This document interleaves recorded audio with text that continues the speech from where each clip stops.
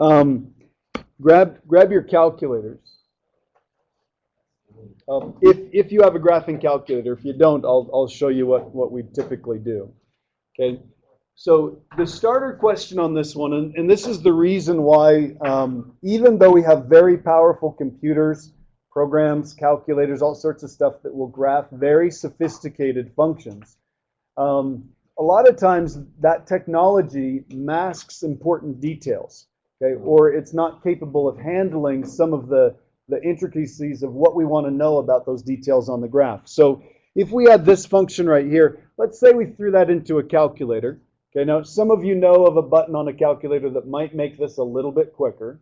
And I'm not sure if that button works on this particular one or not. It doesn't work all the time, I know that much. Okay, so let's say we put this into the calculator, and this is what people would typically do. So I'm going to turn this on, clear everything off from here, and I'm going to type that function in. So this is the exponential function, and then it's raised to a negative exponent, so I need a negative there, and then I need an x minus 30, and then I need to square that, and that entire thing is the exponent. Okay? And if you're like most people, what you start off with is either the decimal window or the standard window. I'm going to start off with the decimal window, so I'm going to hit zoom 4. You can see it's working on graphing there, and it's actually done graphing, and I don't see squat on that graph. Okay? So what a lot of people would do is they'd hit zoom 6. That's the standard window, negative 10 to 10. You can see that it's working on graphing that. It's done, and we still can't see anything. Okay, now at this point you might wonder, is my calculator broken? So I'm going to hit trace.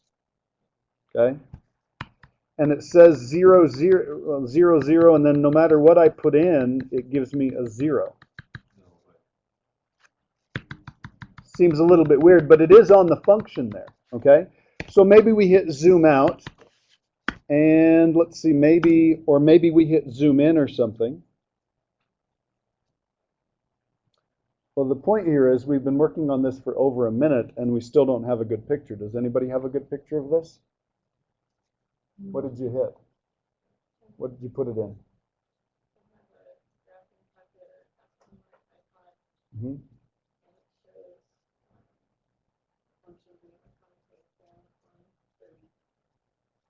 Okay. And does it figure all that out for you? You just typed it in? Okay. Very nice. What's the program called? Free Graphing Calculator. There you go. Okay. And you just typed it in and you just said graph this? Okay. All right. So in order to figure out what's going on here, let's change the window here just a little bit. She mentioned something about 30. We're going to go from, let's say we go from 28 to 32. And then let's change from negative 2 to positive 2.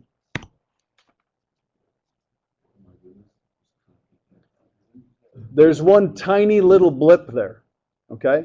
It pretty much runs along the x-axis. It's a little bell-shaped curve is what it is, okay? Now, if you have that graphing calculator and you know what it does, that's great, okay? Can you use graphing calculators in this class? If you were working for somebody that wanted to know for sure you knew what you were doing, would they just say, oh, I put it in my graphing calculator, here you go, here's my proof? Would that satisfy them? No. So we really want to know what's going on here. So let me show you how quickly we could tell that there was something interesting happening at 30 on this. Okay, let's take this and let's find the derivative. Now that's not the nicest function to find the derivative for, but we can find it pretty easily. So the derivative of e to whatever is e to that same function times the derivative of whatever we were plugging in there. So that's going to be times negative 2 x minus 30 raised to the first.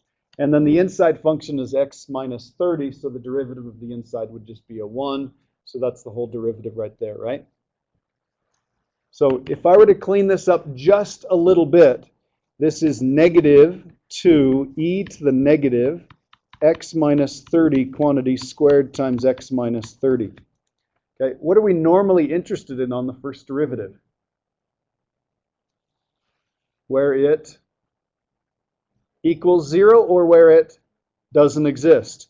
Okay, what do you notice about this right here, these two factors? Are they ever going to equal 0? Nope. The only time this is going to equal 0 is when this factor is equal to 0, and that happens at x equals 30. Okay? So a little bit of calculus there, and we can know for a fact that something interesting happens at 30. It's got a horizontal tangent. It levels off. And if we were to take a look at the graph, look right there. It levels off. You know that's a possible location of a max or a min. So we definitely want to, whatever we were doing as far as graphing goes, we'd want to check out what's going on at 30. Any questions there? Okay, so here's what calculus does. It provides a lot of powerful tools for graphing and analyzing functions, and just as importantly, understanding the important features in the fundamental behavior. Okay, you can get lots of technology to produce very cool looking graphs, but if you don't have a fundamental understanding of why that is doing what it's doing, why on this particular shape does it have a little peak right here? Why does it come out here and approach 0 on whether you're going toward the right end positive infinity or the left end negative infinity? Why does it do that? That's what we're striving for. And a lot of that involves pre-calculus skills, but calculus can kind of enhance what we know about the features of a particular graph. Okay? Any questions? Okay, so if you look at the notes for this, it's basically, this is the idea, and then we go through and we do a bunch of problems. Okay? Because what we're after is we're after being able to produce a nice sketch of a funky looking graph using pre-calculus ideas and calculus ideas to kind of back those up. So this textbook uses these steps right here, and as kind of a mnemonic device. The domain we're going to use D, intercepts we're going to use I, symmetry we'll use S, and then A, I, and C for asymptote, intervals of increase or decrease, and then concavity. So we'll just think of it as diceic if you want to think of it that way. So we're going to figure out the domain of whatever the function is, and that's mostly a pre-calculus idea. Okay? Domain functions generally come from division. If you've got division, you have to be careful that you're not dividing by 0. If you have an even root, we can't take even roots of negatives. And the last one is logarithms. We can't take the log of 0 or a negative. So we've got restricted domains in each one of those cases. Okay? So we're going to use a lot of pre-calculus to figure out domains. We want to find intercepts. We want to find x and y intercepts. So we'll make a little xy table. If you plug in a 0 for x, that's going to find the y-intercept. And if you plug in a 0 for y, that's going to find you the x-intercept. Okay? So 0 for x, then solve. 0 for y, then solve. Okay?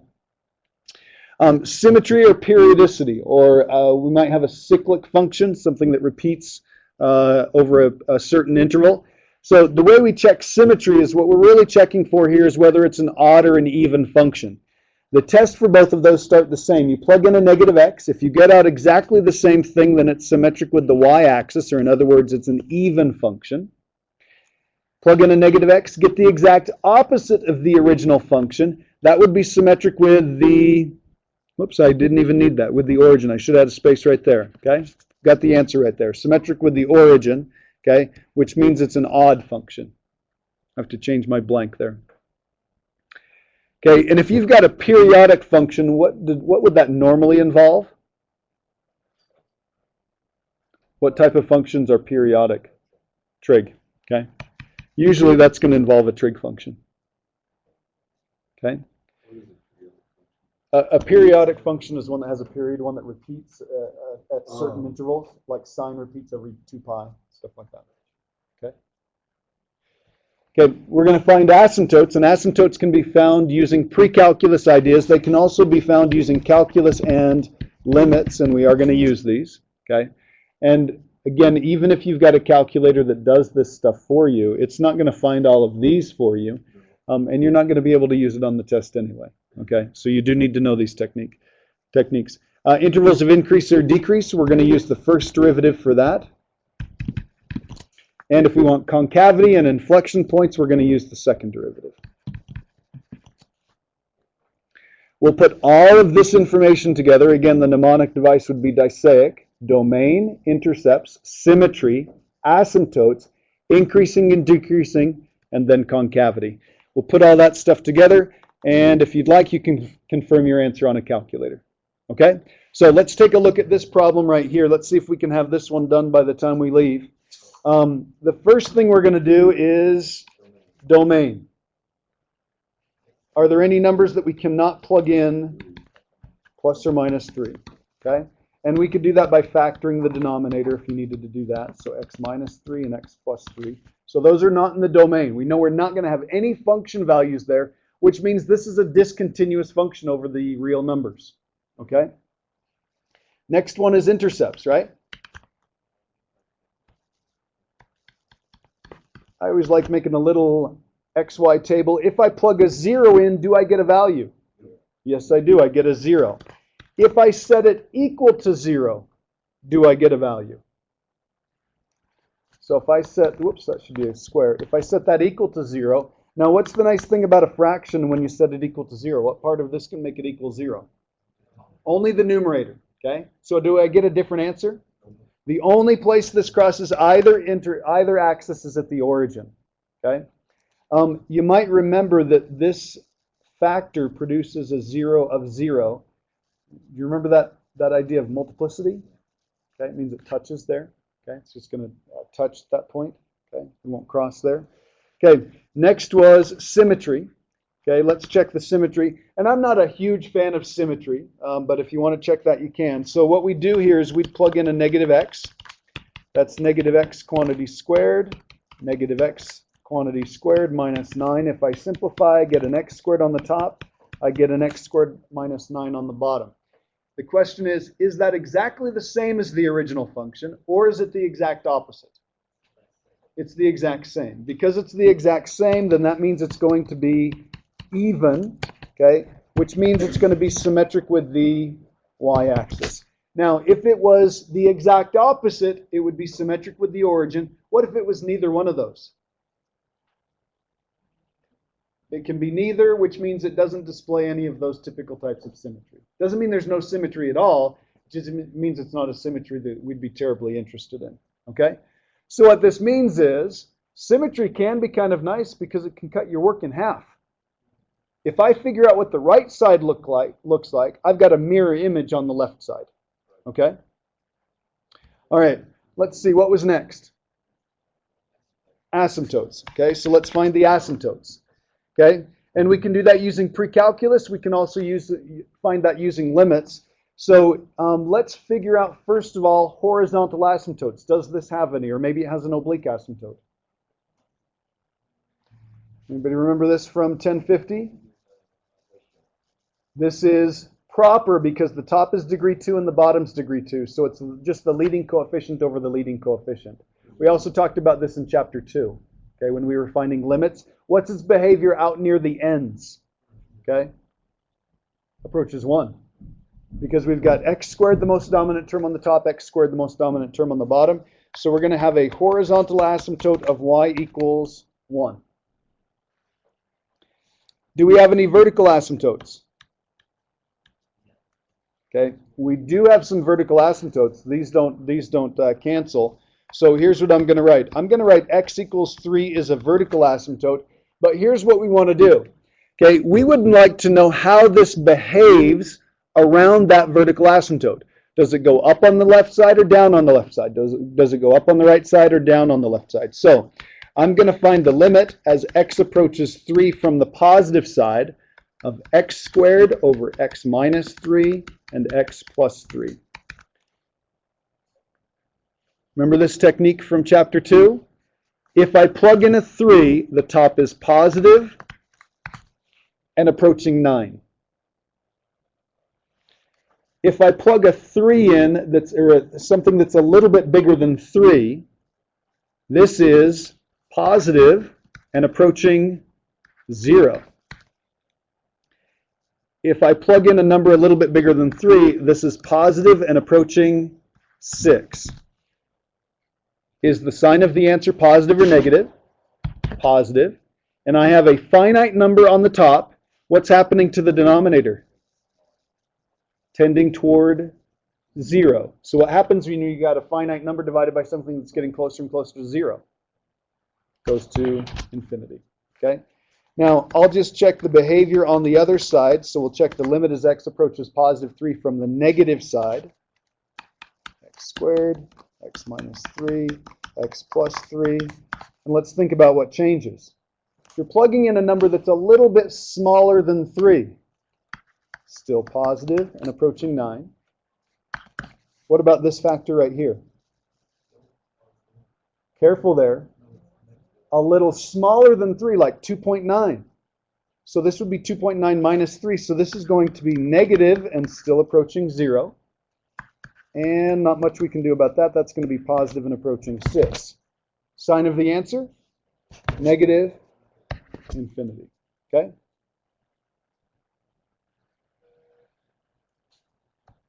Okay, now I'm going to come up here and let's have this information that we've got there. I have a vertical asymptote right here.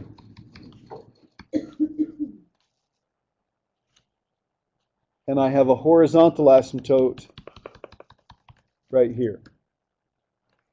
So horizontal asymptote is y equals 1. Vertical asymptote is x equals 3. Yeah, I've got one over here. Okay, but here's what we just figured out. Okay, using limits and using a little bit of pre-calculus, we figured that on the right side of positive 3, it was going up toward positive infinity. So it was heading up like that. On the left side of negative infinity, it was heading down. Okay, so it's heading down something like this. Did I have any points I could graph at this point? 0, 0.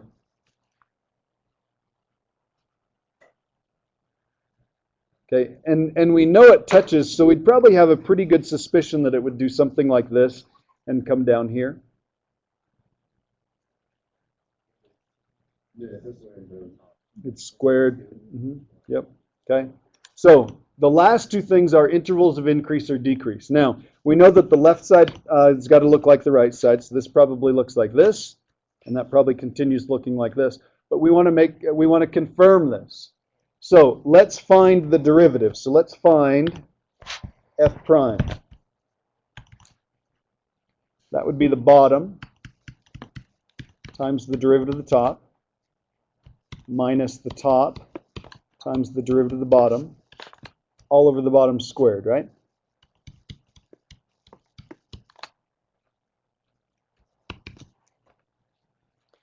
Let's see, I've got a 2x in both of those, and I've got an x squared minus 9 minus x squared over x squared minus 9 quantity squared. So here's my first derivative. First derivative is negative 18x over x squared minus 9 quantity squared. Any questions there? What would we want to know about the first derivative? Where it equals 0 and where it doesn't exist. Okay? Is there anywhere where it doesn't exist?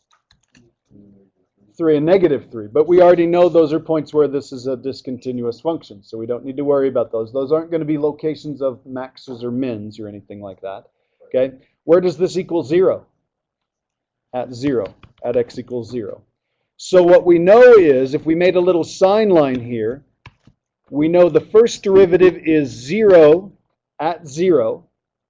And what if I plug in, let's see, if I plug in any positive number, pick any positive number you want. What sign is the top? Negative. And look at the bottom. Well, who cares what you plug in? What is it? Positive. So this is going to be negative. So what does that mean the original function is always doing on the right side? Always decreasing. Always decreasing. Okay?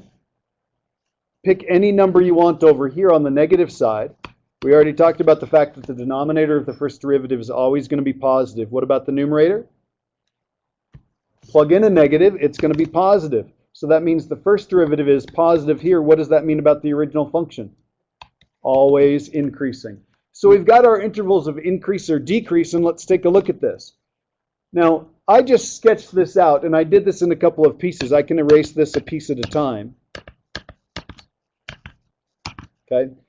We know that it increases without bound here and always decreases. We don't have to worry about it doing anything funky like that. It's always just going to do this. Come out here and approach that. We know that the derivative equals 0, so it levels off for just a second and it goes like this. And we know that the other side has to be a mirror image, and it's confirmed by the first derivative. So we know that it's got to be increasing all the way here, which is what that shows. And this has got to be increasing all the way here and get to the point where it levels off. No cusp or corner or anything like that. Okay? Now,